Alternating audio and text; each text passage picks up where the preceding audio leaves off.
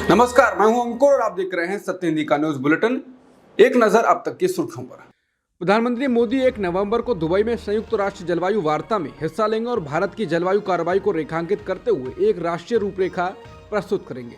एक सूत्र ने बताया कि प्रधानमंत्री 30 नवंबर को यूएई पहुंचेंगे और 1 दिसंबर को संयुक्त राष्ट्र के विश्व जलवायु कार्रवाई शिखर सम्मेलन के दौरान भारत का पक्ष रखेंगे।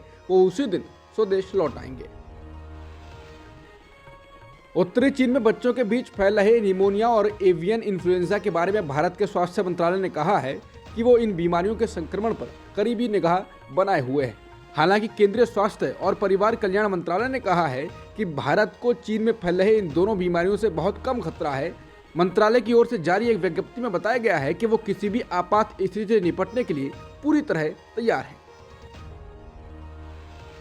राजस्थान में 25 नवंबर को मतदान होने हैं, जिसके लिए सारी मंच सज चुके हैं। चुनाव में भाजपा का लक्ष्य सत्तारूढ़ कांग्रेस को सत्ता से हटाना है, वहीं कांग्रेस का लक्ष्य फिर से सरकार बनानी है। प्रदेश में कांटे की टक्कर बताई जा रही है। कड़ी सुरक्षा व्यवस्था के बीच 200 में से 199 सीटों में सुबह 7 बजे से शाम 6 बजे तक मतदान होगा। श्री गंगानगर की करणपुर सीट पर कांग्रेस प्रत्याशी और मौजूदा विधायक गुरमीत सिंह कुनर के निधन के कारण इस क्षेत्र में चुनाव स्थगित कर दिया गया है। पिछले कुछ दिनों में कांग्रेस ने जोर शोर से चुनावी अभियान चलाया, जिसमें मुख्य रूप से अशोक गहलोत सरकार के कामों और गारंटियों पर मुख्य फोकस किया गया, तो बीजेपी ने महिलाओं के खिलाफ अपराध, तुष्टीकरण, भ्रष्टाचार और पेपर लीक जैसे मुद्दों पर कांग्रेस पर हमला बोला है। राजस्थान में वोटिंग से एक दिन पहले मुख्यमंत्री अशोक गहलोत ने शुक्रवार को सचिन पायलट का एक वीडियो ट्विटर पर साझा किया है। राजनीतिक पंडित गहलोत द्वारा सचिन पायलट का शेयर किए गए वीडियो के अलग अलग मायने निकाल रहे हैं। वहीं सियासी जानकारों का कहना है कि प्रधानमंत्री मोदी ने गुर्जर पर जो दांव खेला था, उसी की काट के तौर पर यह वीडियो जारी किया गया है। गहलोत गुर्जर वोट को साधने के लिए पायलट को ढाल के तौर पर यूज कर रहे हैं। कुछ लोगों का यह भी कहना है कि पार्टी में एकजुटता दिखाने के लिए वीडियो को साझा किया गया है। गहलोत द्वारा शेयर किए गए वीडियो में सचिन पायलट कांग्रेस पार्टी को वोट देने की अपील कर रहे हैं। बता दें, इससे पहले गहलोत और पायलट के साथ में पोस्टर्स लगाए गए थे और दोनों लोग साथ में बैठे दिखाई दिए। वहीं पीएम मोदी का आखिरी दिन फोकस गुर्जर वोटों पर रहा था। पीएम मोदी ने राजेश पायलट का जिक्र कर कांग्रेस पर निशाना साधा था, जिसके बाद सचिन पायलट ने जवाब दिया। शराब नीति से जुड़े मनी लॉन्ड्रिंग के मामले में आरोपी आप सांसद संजय सिंह ने दिल्ली की राउस एवेन्यू कोर्ट में जमानत याचिका दाखिल की है। इससे पहले संजय सिंह कोर्ट में पेश हुए। ईडी ने कहा है कि मामले में जल्द सप्लीमेंट्री चार्जशीट दाखिल की जाएगी। राउस एवेन्यू कोर्ट ने संजय सिंह की न्यायिक हिरासत 4 दिसंबर तक के लिए बढ़ा दी है। कोर्ट ने संजय सिंह को जेल में इलेक्ट्रॉनिक केतली देने की भी इजाजत दे दी है। गुजरात के मोरबी शहर में बीते गुरुवार को वेतन मांगने पर एक दलित युवक को कथित तौर पर उसके मुंह में जूते डालकर माफी मांगने के लिए मजबूर करने का मामला सामने आया है। युवक एक महिला व्यवसायी की कंपनी के पूर्व कर्मचारी थे। इस संबंध में महिला व्यवसायी के खिलाफ केस दर्ज कर लिया गया है। पीड़ित नीलेश दलसानिया ने शिकायत दर्ज कराई है। एफआईआर के अनुसार नीलेश ने अक्टूबर में कंपनी के निर्यात विभाग में काम किए गए 16 दिनों के अपने वेतन की मांग की। हालांकि ओम पटेल, जिन्होंने खुद को विभूति का भाई बताया, उन्होंने नीलेश पर हमला कर दिया। इसमें कहा गया है कि विभूति के कार्यालय में प्रबंधक परीक्षित पटेल, विभूति और 4 अन्य लोगों ने भी नीलेश के साथ मारपीट की। एफआईआर में नीलेश के हवाले से कहा गया है कि विभूति पटेल ने मुझे अपनी चप्पल मुंह में लेने के लिए मजबूर किया और मुझसे माफी मांगने को कहा। उन्होंने मुझे चेतावनी दी कि अगर मैं रावपार रोड पर गया या शिकायत दर्ज कराने की हिम्मत की तो मुझे मार दिया जाएगा। केरल की सरकार पतंजलि के खिलाफ कानूनी कार्रवाई करने की तैयारी कर रही है। केरल के औषधि नियंत्रण विभाग ने पतंजलि द्वारा जारी 29 भ्रामक विज्ञापनों की एक सूची तैयार की है। कहा जा रहा है कि एक नेत्र रोग विशेषज्ञ की शिकायत पर इन विज्ञापनों की सूची तैयार की गई है। खबर है कि सरकार इस मामले में जल्द ही पतंजलि के खिलाफ कोर्ट में आरोप पत्र दाखिल कर सकती है। द टेलीग्राफ की रिपोर्ट के मुताबिक कन्नूर के नेत्र रोग विशेषज्ञ केवी बाबू ने पतंजलि के खिलाफ भ्रामक विज्ञापनों की शिकायत की है। इन विज्ञापनों में दावा किया गया था कि पतंजलि की आयुर्वेदिक दवाएं अन्य बीमारियों के अलावा उच्च रक्तचाप और मधुमेह को ठीक कर सकती हैं। बता दें, इससे पहले पतंजलि को सुप्रीम कोर्ट ने कड़ी फटकार लगाई।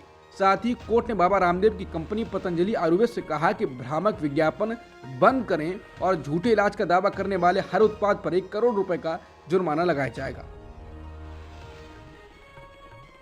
साल 2014 के चुनाव से पहले काला धन वापस लाने के दावे करने वाले और भ्रष्टाचार के खिलाफ लड़ने की बात करने वाले योग गुरु और कारोबारी बाबा रामदेव, जिस पतंजलि ग्रुप का चेहरा है, उसकी काली कमाई को लेकर द रिपोर्टर्स कलेक्टिव ने बड़े खुलासे किए हैं। द वायर ने इस रिपोर्ट को छापा है, जिसमें बताया गया है कि कलेक्टिव के सदस्य श्री गिरीश जलिहाल और तपस्या की रिपोर्ट बताती है कि रामदेव के परिवार के लोगों और करीबियों ने शेल कंपनियों के जरिए हरियाणा में कई एकड़ जमीन की खरीद फरोख्त की और रामदेव को रियल एस्टेट की दुनिया का बादशाह बना दिया।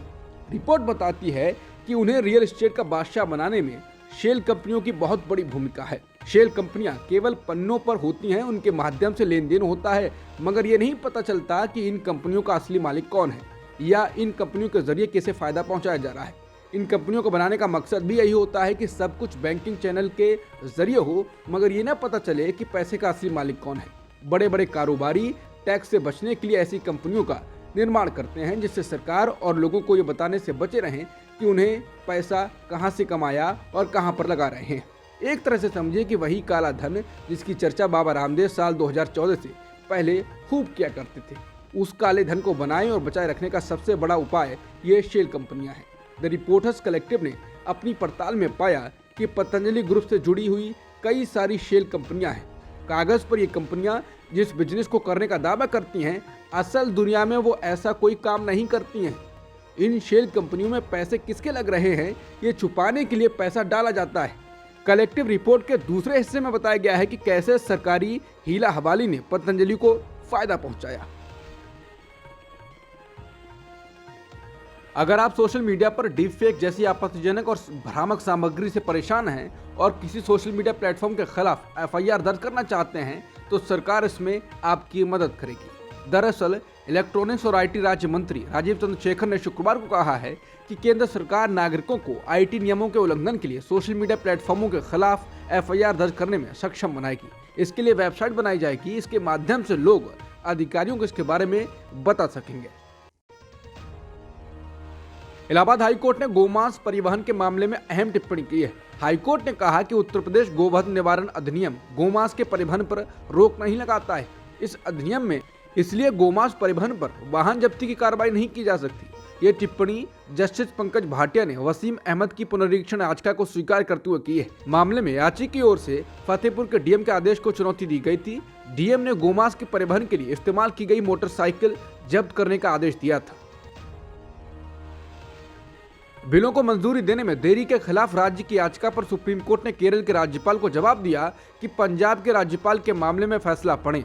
बता दें, जब मामला उठाया गया तो केरल राज्य की ओर से पेश वरिष्ठ अधिवक्ता और भारत के पूर्व अटॉर्नी जनरल के वेणुगोपाल ने बेंच को बताया कि राज्यपाल की सहमति के लिए भेजे गए कई विधेयक पिछले 2 वर्षों से लंबित हैं। वेणुगोपाल ने कहा, सभी मंत्रियों ने राज्यपाल से मुलाकात की है, मुख्यमंत्री ने भी कई बार मुलाकात की है और फिर भी अब तक 8 विधेयक लंबित हैं। सीजेआई डीवाई चंद्रचूड़ ने तब भारत के अटॉर्नी जनरल आर वेंकटरमणी से कहा कि हमने कल रात पंजाब मामले में आदेश अपलोड किया है। राज्यपाल के सचिव से आदेश को देखने के लिए कहें और मंगलवार को हमें बताएं कि आपकी प्रतिक्रिया क्या है। गौरतलब है कि सुप्रीम कोर्ट में पंजाब राज्य द्वारा दायर एक ऐसी ही याचिका में कहा गया था कि अगर कोई राज्यपाल किसी बिल पर सहमति नहीं देता है या रोकने का फैसला करता है तो उसे बिल को पुनर्विचार के लिए विधायिका को वापस करना होगा। तेलंगाना में प्रियंका गांधी ने केसीआर पर जमकर निशाना साधा है। उन्होंने कहा कि केसीआर सरकार ने दलितों, आदिवासियों और ओबीसी के लिए कुछ नहीं किया है।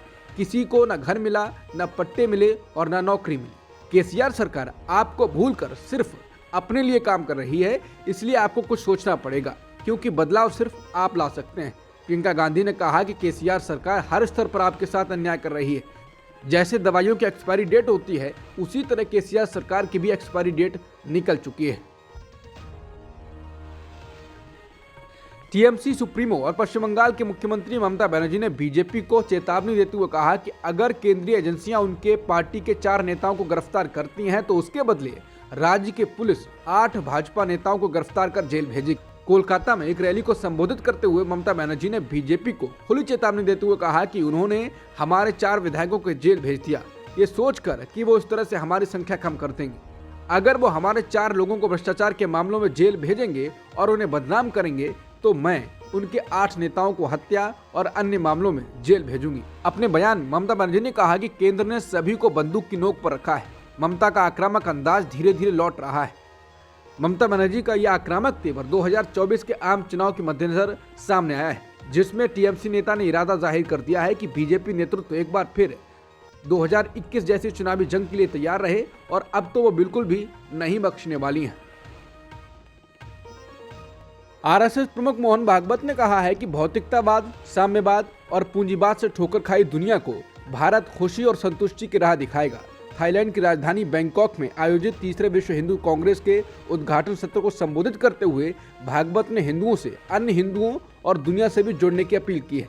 इस सम्मेलन में उन्होंने दुनिया भर से आए विचारकों, कार्यकर्ताओं, नेताओं और उद्यमियों को संबोधित किया है। भागवत ने कहा कि कोविड के बाद दुनिया की सोच बदलने लगी। शायद उनकी सर्वसम्मत सोच ये रही है कि भारत रास्ता दिखलाएगा। जम्मू कश्मीर के राजौरी में आतंकवादियों से मुठभेड़ में आगरा के कैप्टन शुभम गुप्ता शहीद हो गए। इसके बाद आज यूपी सरकार के मंत्री योगेंद्र उपाध्याय ने शहीद कैप्टन के माता पिता को 50 लाख रुपए का चेक सौंपा। चेक सौंपने का वीडियो चर्चा में बना हुआ है। दरअसल मंत्री जी चेक सौंपते हुए फोटो खिंचवा रहे थे और इस दौरान शहीद की मां रोते हुए कह रही है कि मेरे लिए प्रदर्शनी मत लगाओ, मेरे प्यारे बेटे को बुला दो, मेरी दुनिया खत्म हो गई है, मेरा सब कुछ खत्म हो गया है। इसको लेकर शिवसेना नेता प्रियंका चतुर्वेदी ने कहा है कि प्रदर्शन ना लगाओ कहकर मां गमगीन होकर गुहार लगा रही है, फिर भी मंत्री अपना फोटो सेशन जारी रखते हैं। ये कैसी बेशर्मी है। शहीद परिवार को कैमरे के बिना शांति से शोक मनाने भी नहीं देंगे, हृदयहीन है। कांग्रेस ने भी वीडियो साझा किया है और लिखा है गिद्ध। उत्तरकाशी में बचाव अभियान में तकनीकी खराबी आने की वजह से देरी हो रही है। रिपोर्ट है कि गुरुवार को जब बचाव अभियान अपने अंतिम चरण में था तो जिस प्लेटफॉर्म पर ड्रिलिंग मशीन लगी हुई है उसमें कुछ दरारें आ गई। इससे अभियान को रोकना पड़ा। अमेरिकी ऑगर ड्रिलिंग मशीन से बचाव अभियान चलाया जा रहा है। उत्तराखंड की सिलिकारा सुरंग में फंसे 41 मजदूरों के लिए बचाव का प्रयास शुक्रवार को 13वें दिन भी युद्ध स्तर पर जारी है। बचाव कार्य में लगे अधिकारियों ने कहा है कि बचाव दल श्रमिकों को वापस लाने के लिए मार्ग ढूंढने से सिर्फ कुछ मीटर ही दूर है। श्रमिकों के लिए सुरंग के बाहर एम्बुलेंस इंतजार कर रही है और फंसे हुए मजदूरों के लिए ऋषिकेश के एम्स अस्पताल में आईसीयू बेड बनाए गए हैं। कतर में फांसी की सजा पाए भारतीय नौसेना के 8 पूर्व अधिकारियों के लिए एक राहत की खबर है। कतर की एक अदालत ने 9 नवंबर को भारत सरकार द्वारा दायर अपील को गुरुवार को स्वीकार कर लिया है। माना जा रहा है कि इस मामले की पड़ताल करने के बाद अदालत सुनवाई के लिए तारीख तय करेगी। मीडिया रिपोर्टों में सूत्रों के हवाले से दावा किया गया है कि अदालत ने कहा है कि वो अपील का अध्ययन कर रहे हैं। भारत का विदेश मंत्रालय इस मामले में रिहाई के लिए पूरी तरह से जुटा हुआ है। अक्टूबर के महीने में कतर की एक अदालत ने 8 पूर्व भारतीय नौसेना कर्मियों को मौत की सजा सुनाई थी। वो 1 साल से अधिक समय से वहां हिरासत में थे। अफगानिस्तान ने दिल्ली में अपने दूतावास को स्थायी रूप से बंद करने की घोषणा कर दी है। इसने करीब 2 महीने पहले ही इसका संचालन बंद कर दिया था। अफगानिस्तान दूतावास ने दूतावास को बंद करने के पीछे का कारण भारत सरकार से लगातार चुनौतियों को बताया है। भारत में अफगानिस्तान के राजदूत फरीद मामुनजे द्वारा जारी एक बयान में कहा गया है, नई दिल्ली में इस्लामिक रिपब्लिक ऑफ अफगानिस्तान के दूतावास को भारत सरकार की लगातार चुनौतियों के कारण 23 नवंबर 2023 से नई दिल्ली में अपने राजनयिक मिशन को स्थायी रूप से बंद करने की घोषणा करने पर खेद है। इजराइल और हमास के बीच बंधकों को लेकर हुई डील के तहत तय हुआ 4 दिन का अस्थायी युद्ध विराम लागू हो गया है। कतर ने बताया है कि शुक्रवार को स्थानीय समय अनुसार शाम 4 बजे हमास 13 इजरायली बंधकों को छोड़ेगा। जो डील हुई है उसके मुताबिक हमास इजराइल के 50 बंधकों को छोड़ेगा, जिसमें महिलाएं और बच्चे होंगे। वहीं इजराइल फिलिस्तीन के 150 कैदियों को इजरायली जेल से रिहा करेगा, जिसमें महिलाएं और किशोर लड़के शामिल होंगे। अस्थायी युद्ध विराम की आधिकारिक शुरुआत से कुछ समय पहले इजराइल के मिलिट्री ने सोशल मीडिया पर गजा के लोगों के लिए एक वीडियो संदेश जारी किया है। इस वीडियो में गजा के लोगों से कहा गया है कि युद्ध अभी खत्म नहीं हुआ है। इजराइल की मिलिट्री के प्रवक्ता अविचाय अद्राई ने इस वीडियो के संदेश में अरबी भाषा में अपनी बात रखी है। अब तक की सुर्खियों में इतना ही। बाकी खबरों के लिए बने रहिए सत्यहिंदी.com के साथ।